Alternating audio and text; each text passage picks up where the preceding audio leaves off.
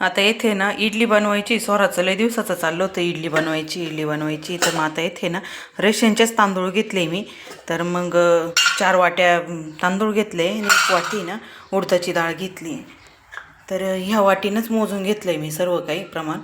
तर मग 4 वाट्या तांदूळ घेतले आणि 1 वाटी ना उडदाची डाळ घेतली, असं घेतलं आहे. चला आता हे ना आपण पूर्ण दिवसभर भिजत ठेवू. मग संध्याकाळी याला आहे ना मिक्सरनं बारीक करून घ्यायचं आहे आणि मग दुसऱ्या दिवशी इडली बनवायची.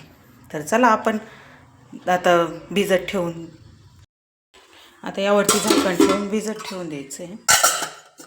छान असं भिजल ते. स्वराचं खूपच चाललं होतं, आई इडली बनव. विकतची इडली काय आपल्याला जास्त परवडत नाही, त्यामुळे ना मग घरीच आता इडली बनवायची मला. तर मग आता इथे इडलीचं सर्व काय आता भिजत ठेवलं आहे, तांदूळ, उडीद डाळ.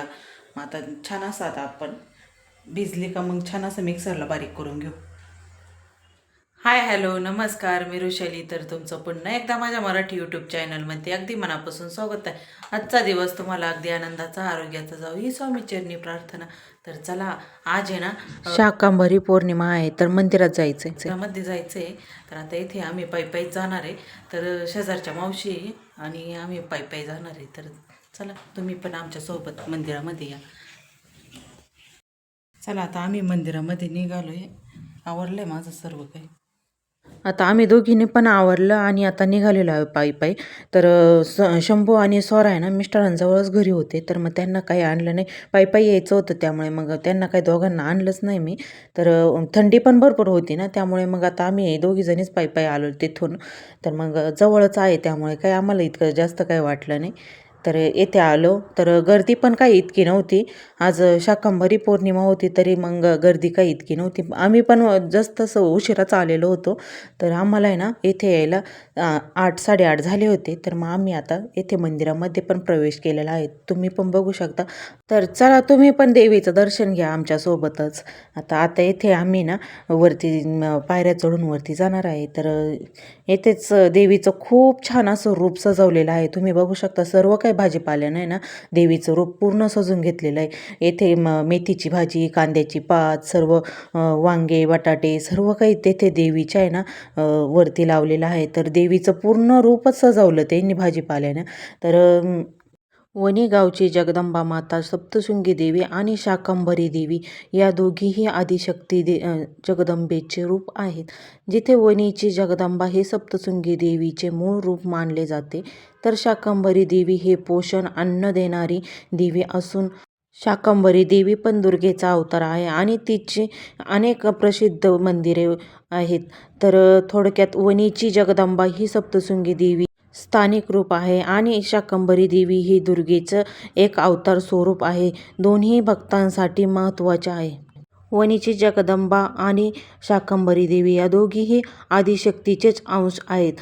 शाकंभरी देवी ही दुर्गेचे एक व्यापक अवतार आहे. तर देशातील पौष्टिकतेचे म्हणजेच शाकंभरी देवी आणि जगदंबा माता ह्या दोघी पण अन्नपूर्णेचाच अवतार आहे. तर दोघी पण एकमेकींशी संबंधित आहे. त्यामुळे मग शाकंभरी पौर्णिमेच्या दिवशी देवीला सर्व काही भाजीपाल्यानं येथे सजवलेले आहे. तर मग जगदंबा मातेला पण अन्नपूर्णा देवी असं म्हटलेलं आहे. तर मग त्यांनी मग आता येथे सर्व काही सजावट केली आहे.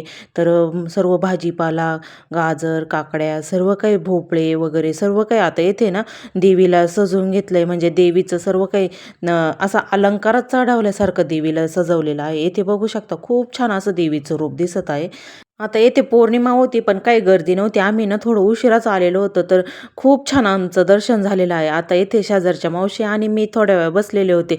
मग आम्हाला पण आहे ना चालून थोडं गरम झालेलं होतं. मग आम्ही दोघी येथे बसलेलो होतो. तर थंडी पण होती, पण मग चालून आल्यानंतर आहे ना आम्हाला गरम झालं. मग आम्ही येथे ना देवीच्या समोरच बसलेलो होतो. खूप छान असं संध्याकाळचं वातावरण आहे, तुम्ही पण बघू शकता. देवीच्या मंदिरामध्ये ना लाईटीची रोषणाई ते सर्व काही छान असं केलेलं आहे. तर मंदिरामध्ये आल्यानंतर खूप असं मन प्रसन्न झाल्यासारखं होतं. तर असं वाटतं मंदिरामधून निघूच नाही. पण आता आहे ना इथे भरपूर उशीर पण झालेला होता आणि आम्हाला आहे ना पायीच जायचं होतं परत.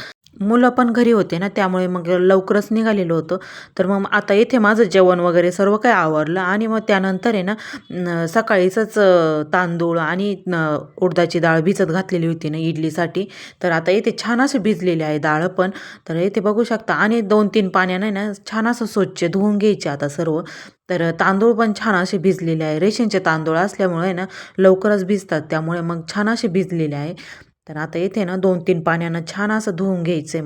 छान असं स्वच्छ पाण्यानं आता दोन्ही पण धुवून घेतलेले आहे आणि मग त्यानंतर आहे ना मिक्सरमध्ये बारीक करायचं आहे. आता येथे आहे ना मी सर्वात प्रथम तांदूळच बारीक करून घेणार आहे आणि मग त्यानंतर उडदाची डाळ बारीक करणार आहे. तर चला आता मिक्सरच्या भांड्यामध्ये ना आता तांदूळ घेणार आहे मी. तर आता छान असं स्वच्छ धुवून घेतलेले आहे. तर मग आता इथे ना छान असं थोडेसे पाणी निथरूनच घ्यायचं आहे. तर मग आपल्याला असं थोडेसे रवाळच तांदूळ दळायचे आहे ना, त्यामुळे मग आता थोडं पाणी असं निथरून घ्यायचं. तर इथे बघू शकता छान असं रवाळ आहे ना असं दळून घेतलेलं आहे मी तांदूळ. आपल्याला आहे ना इडलीचं बॅटर आहे ना स्टीलच्या भांड्यामध्येच भिजायला ठेवायचं आहे. तर मग आता मी त्या स्टीलच्या पातेल्यामधून आहे ना तांदूळ बाजूला केले आणि त्या पातेल्यामध्येच आता तांदळाचं ते बारीक केलेलं मिश्रण टाकून दिलेलं आहे. तर आता इथे ना उडदाची डाळ आता दळायला घ्यायची आहे. तर आता दोन्ही पण छान असं दळून घेतलेलं आहे आणि आता छान असं मिक्स करून दिलेलं आहे. तर आपल्याला आहे ना त्यामध्ये मीठ नाही टाकायचं, तर उद्या सकाळीच आपण त्यामध्ये मीठ टाकणार आहोत. तर आता छान असं आता भिजायला ठेवायचे. तर आता थोडंसं गरमाईलाच ठेवायचं आहे. आता थंडीचे दिवस चालू आहे, त्यामुळे ना मग आपल्याला पातेलं एका ब्लँकेटमध्ये ना गुंडाळून घ्यायचं. तर आता इथे बघू शकता असं छान अशी थोडीशी छोटीशी गोधडी शिवलेली आहे मी. तर त्या गोधडीमध्येच आता गुंडाळून ठेवायचं आहे. तर वरून आहे ना एक परत पोतं पण टाकून घेणार आहे मी. तर छान अशी गरमाईला आता इडलीचं बॅटर भिजायला ठेवायचं आहे. तर आता रात्रभर तसंच ठेवायचं.